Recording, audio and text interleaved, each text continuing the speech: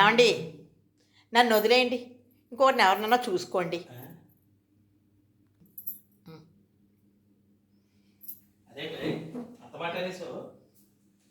అవునండి, ఈసారి నుంచి మీ వీడియో తీయమని కానీ వాయిస్ ఇమ్మని కానీ అడక్కండి. ఏ ఎందుకని? ఎందుకేమిటి, చెప్పేదంతా నేను, తీసేదంతా నేను, కనిపించేది మాత్రం మీరు. పేరు గొప్ప, ఊరు తిప్పాలా ఉంది నా బతుకు.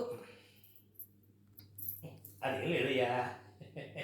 నా వాయిస్ కన్నా ఇక నీ బ్యాక్గ్రౌండ్ వాయిస్ చాలా బాగుందంటున్నారు అందరూ. ఏంటండి, మీ యాక్షన్ కన్నా మీ వాయిస్ కన్నా నాదే బాగుందంటున్నారా? నా వాయిసే బాగుందంటున్నారా? నమ్మమంటారా? నిజమేనంటారా? అబ్బా, ఇంత వయసు వచ్చాక అబద్ధం ఎందుకు చెప్తానయ్యా నేను. ఇక మొన్నటికి మొన్న హనుమంతరావు గారు లేరు పెద్ద ఆయన ఏమన్నారు తెలుసా?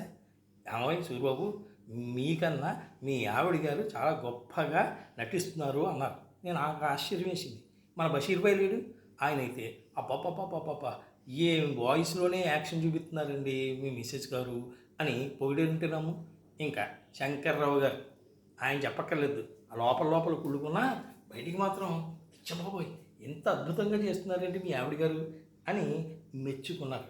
ఇక మీ మూర్తి అన్నయ్య గారు ఉన్నారు కదా, ఆయన అయితే చెప్పనే అక్కర్లేదు, మురిసిపోతున్నారు.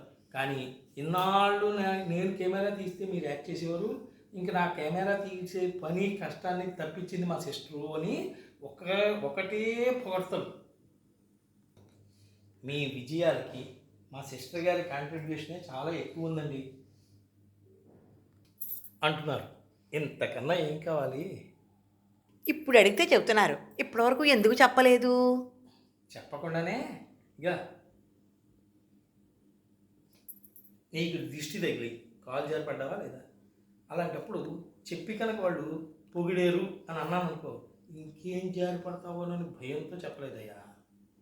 కానీ ఒక రకంగా నా టాలెంట్ని తొక్కేయడమే కదా. అబ్బా, ఆ మాటకు వస్తే 20 ఏళ్ల నుంచి నన్ను తొక్కేసిన వాళ్ళు ఎంతోమంది ఉన్నారు. నా ప్రతిభా పాట వాళ్ళు బయటికి రాకుండా తొక్కేసి చీకటి గదిలో పెట్టేసిన వాళ్ళు చాలామంది ఉన్నారు. నేనేమైనా బాధపడ్డానా? ఇదిగో చేసుకుంటూ వెళ్ళిపోవడమే నాకులాగా. ఫలితం ఏదో ఒక రోజు ఉంటుంది. ఏమోనండి, నా జీవితానికి తెర మీద కనిపిస్తానన్న నమ్మకం అయితే నాకు లేదండి. అంత అప్రమత్తం పెట్టుకోకయ్యా. ఇక ఏ కళాకారుడికైనా కావాల్సింది గుర్తింపు. 10 మంది మన గురించి మాట్లాడుకోవటం, అది జరుగుతుందిగా ఇప్పుడు. ఏది, తెర వెనకే ఉండి మాట వినిపిస్తూ ఏం గుర్తింపు వస్తుంది కనుక నాకు? అబ్బా, మనిషి కనిపించకపోయినా నీకు ఆ లాజిక్ ఏంటో అర్థం అవట్లేదయా. నువ్వు కనిపించకపోవడంతో ప్రేక్షకుల్లో నిత్యం సస్పెన్స్ మొదలవుతుంది. అదే నేను రోజు కనిపిస్తుంటే, ఏమండి మీ దిక్కుమాల మొహాన్ని రోజు చూడలేకపోతున్నామండి అని అనేవాళ్ళు చాలామంది తయారవుతున్నారు. అంతేనంటారా? అంతే. ఏ నిమిషానికి ఏమి జరుగునో ఎవరు ఊహించదరు అని తెలుసు కదా. చేసుకుంటూ వెళ్ళిపోవడమే. చేసుకుంటూ వెళ్ళిపోతే ఏదో ఒక రోజున మరుగును పడిన మాణిక్యంలా నీ ప్రతిభ బయటకు వస్తుంది. ఎప్పుడైతే నీ గ్రేట్నెస్, నీ ప్రతిభ ప్రపంచం గుర్తించబడిందో ఇంకా అక్కడి నుంచి ఆకాశమే హద్దు. రెచ్చిపో. దొరకవు, ఇంకెవ్వరికి దొరకవు. అంత బిజీ ఆర్టిస్ట్ అయిపోతావు. ఏమోనండి, మా వాళ్ళైతే ఏమిటి మీ ఆయన తెగవాడేసుకుంటున్నారు నిన్ను అని అడుగుతున్నారు.